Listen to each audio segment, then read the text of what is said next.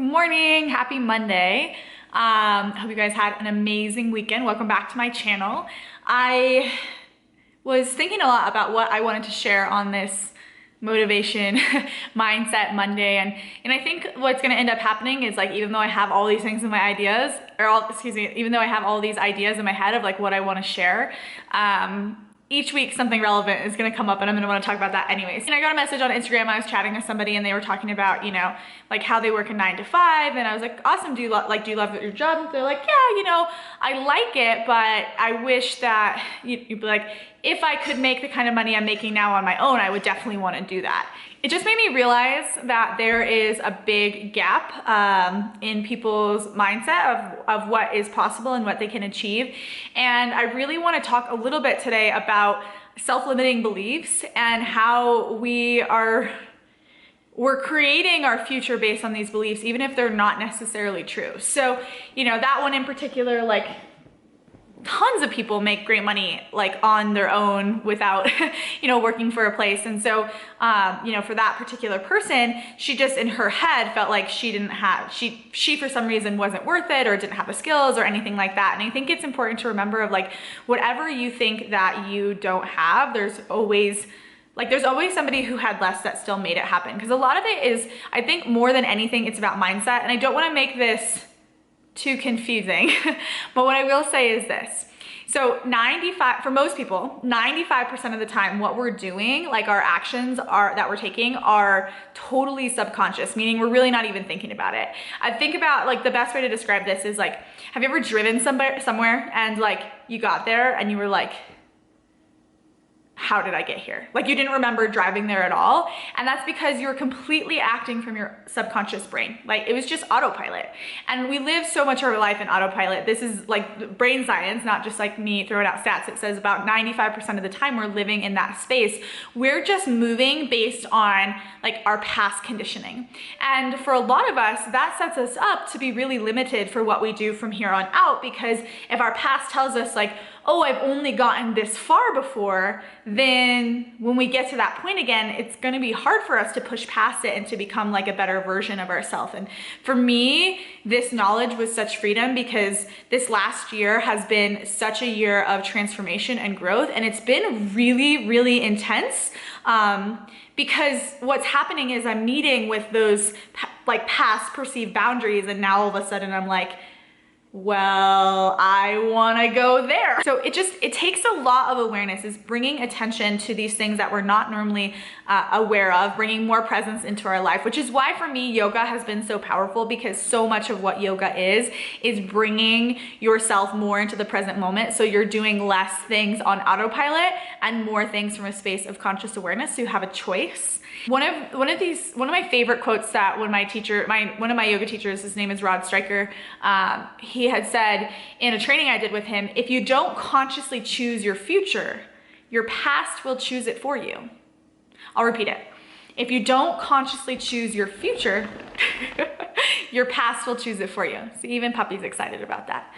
I mean, that's a, you know, really take a moment to think about that. And it's because of what I was talking about. We have these conditionings in our brain that tell us that, you know, things have always been a certain way. And so I don't know if you guys have ever had that experience where, like, you had a goal and you just, like, couldn't quite seem to, you know, some people it's with, let's say, like, weight loss, which is a story maybe for another day, a video for another day, because I do have some opinions on focusing on weight loss versus focusing on health. But regardless, have you ever gotten to a point where you just, like, can't seem to get past it?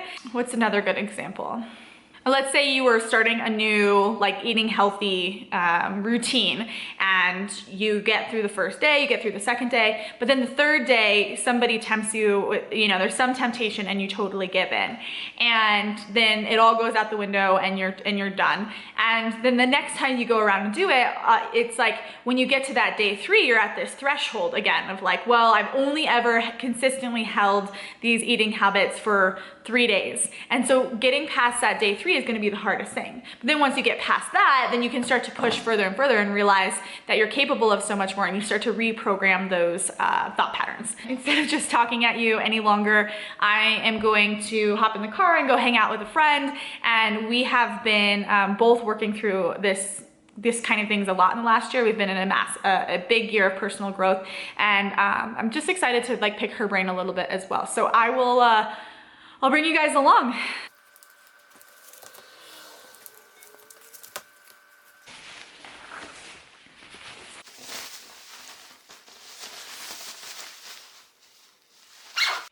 Being a dog mom now, I have to bring like so many more things when I go anywhere.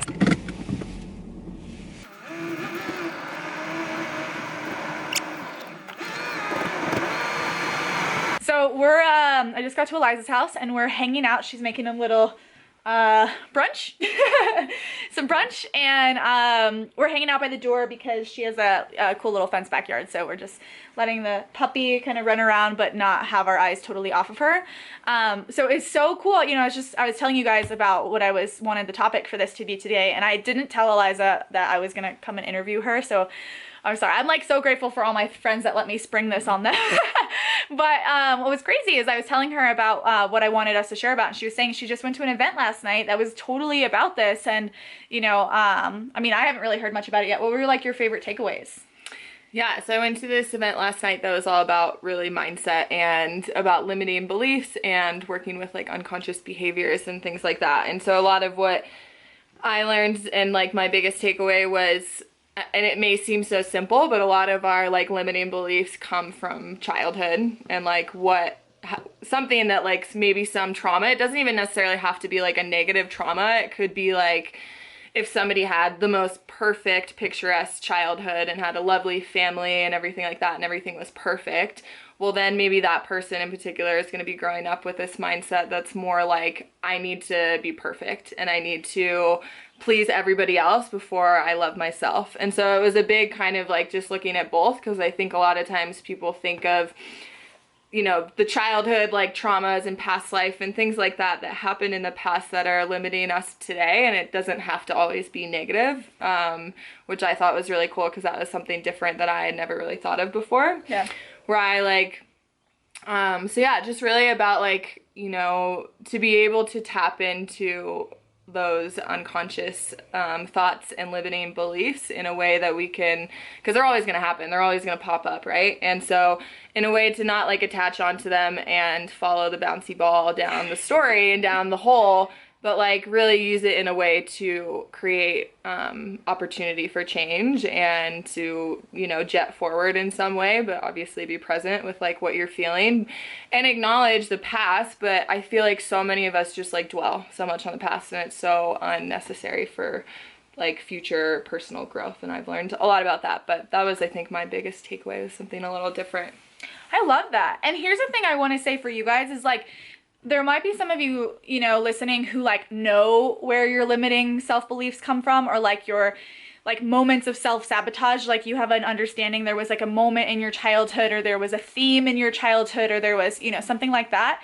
But there might be also a lot of you who are like not really having a clue, and that's okay too. We're not, like, it's called our subconscious and our unconscious for a reason, because we're not actually aware of it. It's running all the time, but it's really hard to shine a flashlight into those spaces. And so even like probably to me it's felt like almost sometimes like less, and this maybe relates to what you're saying, like almost less important like what it was, and more important how it's living now, like how it's expressing itself now, and really working with what's happening in the present. And some people finding whatever it was in the past can really bring light to it, but other times, like you were saying, you don't need to like dig up the past. You can just move forward, and if you notice that there's a pattern, that you can like start to, you know, work on that particular pattern. And honestly, I'll tell you this, you do some work on these patterns, like it will probably come up what it was. Yeah, and most likely if we don't, I feel like, do the inner work in some way, shape, or form, those patterns that are not serving us and are just holding us back from being our best, you know, selves and highest selves, I guess, then these patterns that are showing up in our lives that maybe, it just depends if you're conscious of them or if you're not. At some point, if they obviously bother you enough and you continue to do, you know, some type of inner work, they'll probably continue to show up. And if it's something that's not serving you, it will continue to show up until you deal with it. And so that's just something that's been huge for me in the past year, is just like letting go and yeah, finding the things that do serve me and using them as energy to move forward.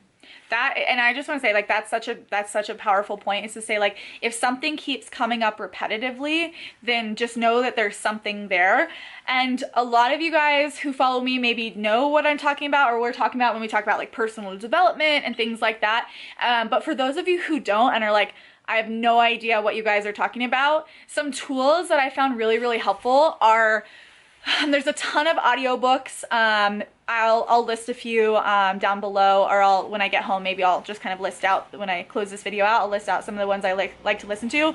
But audiobooks, reading, like seminars and workshops that are designed to help people kind of break through these things. Honestly, like working with somebody that you know and trust, even getting a therapist is such an amazing option if you can afford that. And there are a lot of low income options for that as well. There are even like virtual options if you don't have anything close to you, which is, it's cool that we live in a time where there are so many things available. I know for both of us, yoga and meditation has played a really big role in that. And I think, you know, in my personal opinion, it's important to have an arsenal of things, because I think that, like, for me, I found that it wasn't just one thing. Like, it was a combination of a lot of things. It was like, it was doing affirmations. It was, you know, listening to the audiobooks. It was attending like the seminars and things. And, you know, you need to take action. Yeah, yeah. You can't just consume the information, or else it's not doing anything. So it's about like creating action, but also, like, you know, like I said, maybe trying out a few different things and seeing what resonates with you. And you might find that a couple of things really are helpful to you, and different things help you at different times.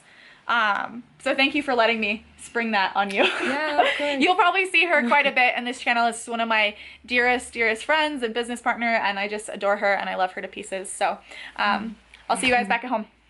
So it is actually the next day, because I realized while I was going through and editing all the information, I never like sat down and filmed the closing when I got home. So I am back at my house. Sorry. She's just rolling around over there. I'm back at my house, and yeah, I don't think I have too much else to add. I was listening to it and we really got into a lot of depth. Like I said, I'll add some of my favorite audiobooks down in the comment section, or in the description. If you have any favorite audiobooks or podcasts or anything like that, throw them in the comment section below. Honestly, I haven't been much of a podcast person, but I have so many friends who really love podcasts. I've been like really drawn to audiobooks for some reason. So feel free to hit me with some suggestions if you have any podcasts that you like. And if you like this video, hit the like button, and then feel free to subscribe to my channel. It really supports me here, especially as we get started. And look for some fun stuff. We have, you know, Wednesday talking about motivation, talking about health and wellness, and then Friday I will officially give you guys the full rundown on my puppy Tabor, so you can look forward to that. And yeah, lots of love, guys. Have an awesome week. Happy Monday.